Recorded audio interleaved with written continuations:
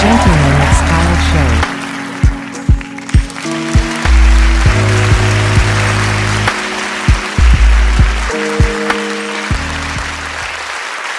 Welcome to the Gentleman Style Show. I'm Baldwin. And I'm Creech, and I'm excited today. What about you? Man, I am really excited. We have a special guest today. She flew all the way in from Jersey, right? Yeah.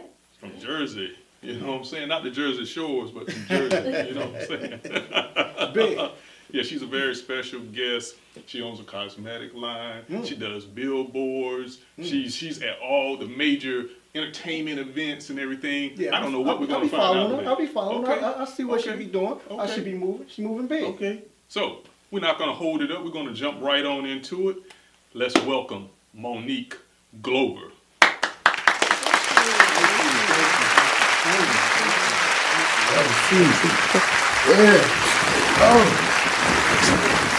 So you know what you told me was mashed potatoes. Oh, wow. I just noticed that. That's crazy. Oh, we got blacking on. You know. Okay. Coordinating. Yes. Whatever you. Great minds think alike. Told me. You get the memo. Nobody told me. Hey. Gave me the memo. Okay. So I'm Okay. I'm all right. So Monique, Yes. glad you could join us today. Thank you for having me. Welcome to Atlanta again. Yes. I love You're Atlanta. all over the place. All over the place. So, tell us, I kind of said where you're from a little bit, but you kind of reiterate that. Where you're from, what is it like living there, and what brings you to Atlanta? Well, originally, I am from New York. I've been back and forth from New York to New Jersey for quite a while. But Jersey is kind of a more suburban, quiet lifestyle, away from the hustle and bustle of everyday New York stuff. Yeah. Okay, cool. What do you prefer? Do you prefer that calm life, or do you like at least a little dash of the hustle and bustle, or what do you prefer? I prefer the calm life. A lot of people don't know, but I do talk about it often. I am a survivor of domestic violence, and I was relocated to Amish country. So I lived there for 15 years, and I really love being out in the country. I love the cows and the quiet, serene area. So yeah, I do love the quiet life. I would have never guessed that. Yes. No, I was just going to ask, in the Amish, is it like the TV?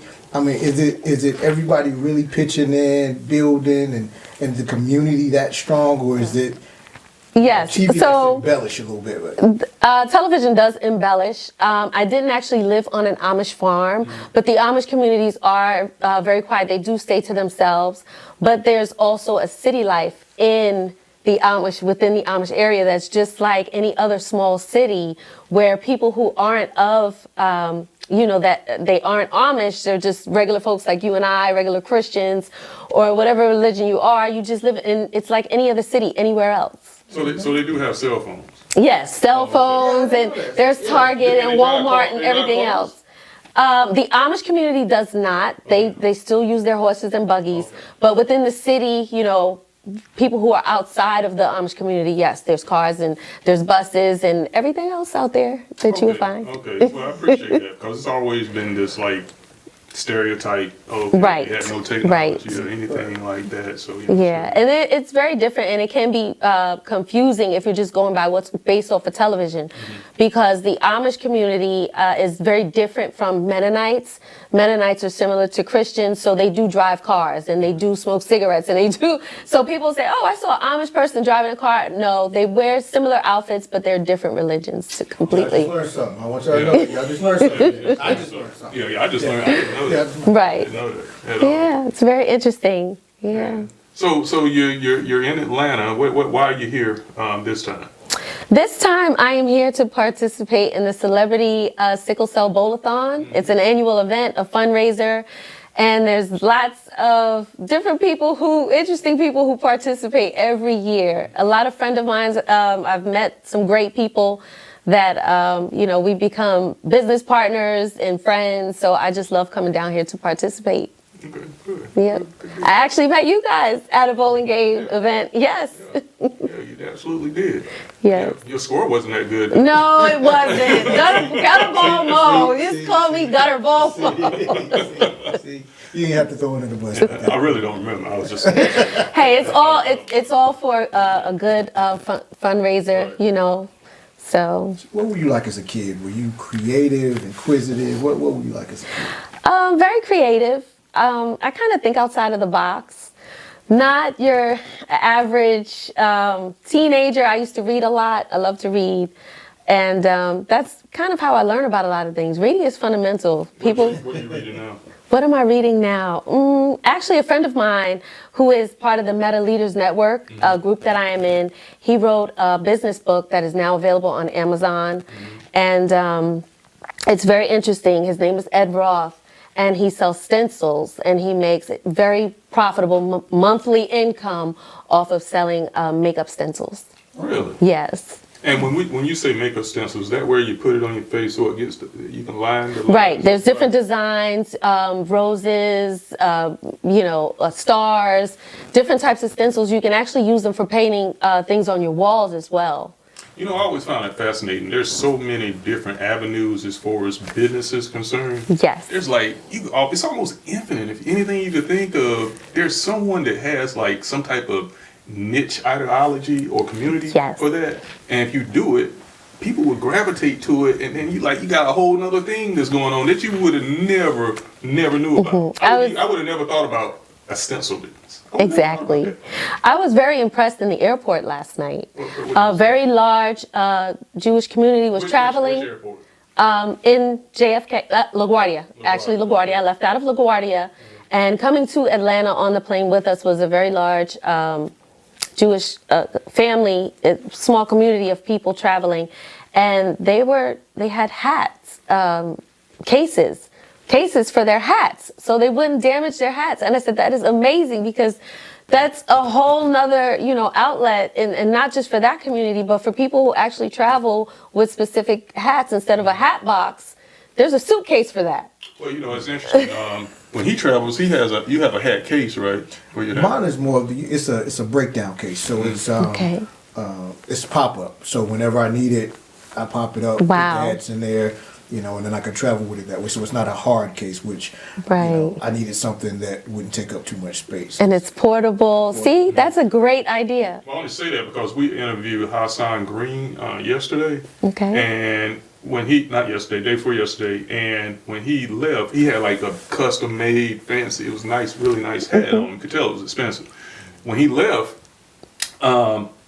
we walked him out, and in the trunk of his car, he took his hat off, he put another hat on, and he put that hat into some type of case that he had in his trunk of his car yesterday. So it was interesting that you said that. Yes. I remember him doing it. I was like, hey, cat got his own chair to sit in. I'm like, all right. So did you always know that you wanted to be an entrepreneur, or what? How did that mindset come about? At a young age, I did different things, not really necessarily knowing I wanted to be an entrepreneur, but I had all these ideas and I didn't know how to formulate them and to put them, into tangible items, or how to make it, become a reality. So, like I mentioned before, being a survivor of domestic violence, I wanted to be able to empower women through beauty. And I wanted to figure out, how could I do that? You see so many cases. One woman in particular had several burn marks that her husband put on her body from cigarettes. And that, we tried all sorts of makeup to try to cover up these scars and different things. And one thing that I did notice is that even applying lipstick or a lip gloss, it tends to boost your mood. It gives you a sense of security, or a slight sense of power. It's a booster. And I said, well, maybe I can use makeup to help empower women through beauty. But not just any makeup. My brand, my particular line, is a curated brand of mineral-based products. So it's not just to help you look good, it's also a healthier option of products as well. I think that's a big deal, especially in the current Yes. health environment, and not just health as being well-being with vitamins and keeping your body Yes. in good shape, which all that applies to. But just like the current pandemic went through, all this type of stuff. Oh, yes. Anything like that, anything that you can put towards you and everything that's going to keep you good. I mean, to me that's a Yes. plus. And it seems like we're going through a thing. Like I asked you earlier, I didn't know if you were vegetarian or not. it's this whole health thing Yes. that's really on the rise right now, and people are living longer. And I know one of the reasons, because I looked at these statistics, is because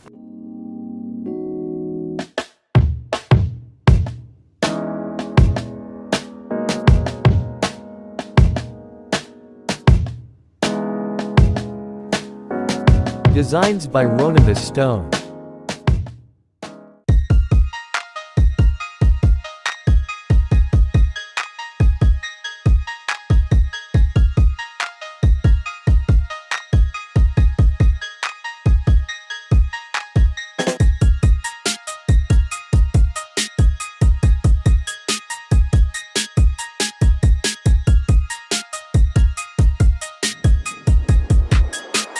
Blades by Baldwin Creek the Branch. Available at baldwincreech.com. was not necessarily people are trying to get healthier. The medicine has gotten better, but the products haven't necessarily got better because food and all of that type of stuff, Right. they're not trying to, Right. you know, everything's synthetic. We got all these additives, sugars are off the chain. Yes. You know, but anyway, I digress. I'm sorry. No, but you're absolutely right. And so it's very important. There's so many different terms out there. There's vegan, there's non-toxic, you know, so you need to know the difference in the terms, because something can be vegan, but it can still be highly toxic. So that is important. And there's a lot, especially when it comes to cosmetics. So my products don't contain any hormone or endocrine disruptors, like a lot of the big name brands that you do find in shelves and in stores. So it's important because you might want something that's vegan because it doesn't have any animal product in it, but it still might have a harmful chemical. So yeah, you're absolutely right. Even with plant-based foods or different products, you still want to be aware of what's actually in that product. Speaking on, I want to step back like 2 steps real quick. You mentioned Meta before. Yes. How did you become involved with Meta? So I was just, you know, posting my products online, and Vince Hudson, who happens to be the head marketing executive for the North American division, reached out and they decided to interview me. And I was, you know, very shocked and happy and honored. So I did the interview with him, and then I was actually accepted into what's called the Meta Leaders Program. So Meta Leaders Network is a group of elite business owners who strive to create, you know, better products and better services within our niche. And they actually support us. They help us with things to be able to provide for our communities and help our businesses out. So have you found being attached to those guides a significant benefit from where you were at to where you are now? Yes. I would say that it's greatly affected my business in a positive way. I actually won the Meta Small Business Thought Starters Award, the 2022 award. Really? Yes, myself and was it 50? I believe 50 other business owners were flown out to Washington, D.C. And it was just a great event. They taught us all kinds of things about reels and different guides and different avenues and ways to help improve your business. And I am also now part of the Meta Creators Network. So that's a platform that's made for creators, artists, and other people who just want to create good content. And they've been able to teach me things that I've been able to teach other people to help them with their businesses as well. Give us one nugget. Give you a nugget. Let's see. Reposting other people's content is really not good for a monetized page. Absolutely. I can understand. Right, because you need to create your own content. They want something that's original, especially if they have what's called a bonus program where you can make up to $30,000. Everybody's trying to make that $30,000. So definitely post your own content, no matter how big or small it is. You can even post people how to create a podcast or whatever it is that you want to talk about. That's original content. So, of course, they have an algorithm. Yeah. associated with it. There's many different algorithms. There's not just one yes, that's a misconception. There's many different algorithms. There's different things that are involved. I know that last year we had an event, an in-person event with different people that work behind the scenes. And one thing that they were going to get rid of, there was some sort of algorithm where if you didn't have great quality of a phone, it wasn't a featured as much as other content, but they realized that there were people who had great content, they just didn't have good quality of video, phones or whatever they were using. So that was something they were trying to get rid of. Is it And still there, or is I it? believe they were able to fix that. I would definitely have to reach out and ask someone and see, but I would get back to you with that. But we spoke about a lot of things, because you have music creators, artists that create music, and everybody doesn't have a $50,000 budget for a video. So, there's great content out there, and it needs to be seen. Speaking of Meta, I was watching Mark Zuckerberg this morning. Yesterday they dropped the Ray-Ban Yes. glass. Were you part of MetaConnect? No, Okay. I don't know why I see this stuff, but I saw it and I was like, and then they was giving all of the, going through all this recent stuff that they done, and that was like the third thing. I think there was three things, and then that was the third. I was like, wow. Yes. And they look like they're not the clunky glasses. Right, yes. They look like regular, like Ray-Ban glasses and all of that, and Yes. going through all the functionality of what they actually are prepared to do. And one of the things that was really standing out, you can go live with those things, and it's just like a camera, like you got Yes. a GoPro. Right? That joint is crazy. Yes, they're awesome. There's a lot of things that are still going on, especially with the metaverse, augmented reality, going live. It's just create the content so people can see it. To me, that's going to take the live content to another level. Yes, it will. You don't have to hold it. You don't have to hold anything in your hands. Right, especially It's if you're just- at a sporting event. Right. Yes. Imagine being at the Super Bowl and just going live and you just recording like this. everything. You yes. You look at, that's Will going you be at the Super Bowl this year? I don't know. Possibly. Ursula's gonna Possibly. be there. Yeah, I know. I know. I mean, it's Vegas though, so whether you actually at the Super Bowl in Vegas, you at the Super Bowl. Right. Well, yeah, that is true. Whatever city you're in that's in, you're at the Super Bowl. You at the Super Bowl. Yeah. But see, Vegas is a little different because of how Vegas is set up. If you on the Strip, you at the Super Bowl. Shoot, be anywhere, probably. Yeah. Be on Fairmont. Everywhere. I mean, that's another Strip, but yeah, you at the Super Bowl. All at the Super Bowl. Yeah, I guess. Yeah. Or whatnot. Yeah. And Vegas is nice. So are you hands-on with your product? So in other words, did you learn chemistry, bio? How did you get to, if you're hands-on, how did you become? I am very hands-on in regards to making sure that I have quality ingredients. My minerals, I make sure that I don't use minerals that come from countries where they use child labor. That's something that's very important to me. I am not a chemist. I did not go to school for cosmetic chemistry.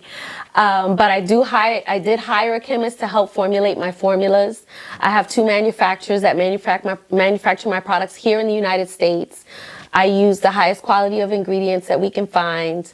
And they're manufactured, and then I am hands-on with the distribution as well. So, your back office. Tell them the name of your company before we go. Monique Cosmetics. Monique Cosmetics, and the name is actually a combination of both my new and my old name. So like I mentioned before, I'm a survivor of domestic violence, and I had to change my entire identity. So I have a new birth certificate, and what my old name was, I took a part of that to my new name, Monique. And that's how I came up with the name, was the brand that name. level where you had to like go dark and recreate yourself to Yes. get away? Yes. Do you know where this person is now? Do they have an eye on them? Yes, I'm very safe. I don't have any fear of anybody coming to get me. But yes, it was a very long process, and I'm just happy to be here. I'm happy that I made it through, because there's a lot of people that don't live to, be able to say that. You know what? That's another conversation. We can't Right, go into it right. now because it's too deep, but there's a lot of people struggling out there. Because we interviewed another lady in Raleigh, North Carolina that was, she went through domestic. Did he shoot her? He stabbed her Stabbed her like 17 times. Oh, wow. Might be off, but he stabbed her quite a few times. And a lot of they don't know how to get out of these Right. relationships. Right. It'll be an interesting conversation. So maybe you could get somebody to sell something to help Right. them like exit. I would definitely say there's help out there. Seek help at your local courthouse.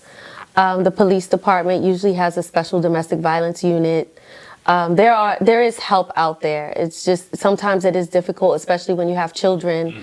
You know, a lot of times women aren't financially stable. They rely on their partner, or their partner could be financially abusive as well. So I would say just try to seek help in every avenue, because help is out there. Okay. Yeah, absolutely. Okay, back to Monique, yes. Cosmetics. Yes. Your back office. We talked. You mentioned your manufacturers, and, Yes. and you handle some of it. Your back office. Are you handling all your back office work, your administrative work? Yes. You doing it all? Yes, I do. Oh, I okay. do. Okay. Yes. I do hire part-time or per diem college students to help pack products and ship during the holidays. It's really weird. I can make a certain amount of money one month, and then I'll create a post, and 16,000 people will see that post, and then all of a sudden I have an influx. An influx of sales. And a lot of my sales, I would say 80% are from my Instagram and Facebook shop. Okay. Yes. Okay. So, but you manage your social media yourself as well? Or do you have somebody doing that as well? You post quite often. Right. I currently handle it. There are times where I did hire out other sources, but I don't really like what the content they wanted to post. So when I'm hands-on, I feel like I can control everything. And there's a lot of tools. And that's another thing that people don't realize, is that Meta has a lot of tools. You can sit on a Sunday and create 30 posts and schedule them to be posted throughout the week. So you can take an hour or two and create your content and just schedule it. And you don't even have to log on to the app, and it just automatically goes on there. Yeah. Exactly. Exactly. Hold that thought for Part 2, next Friday. Gentlemen of Style Show.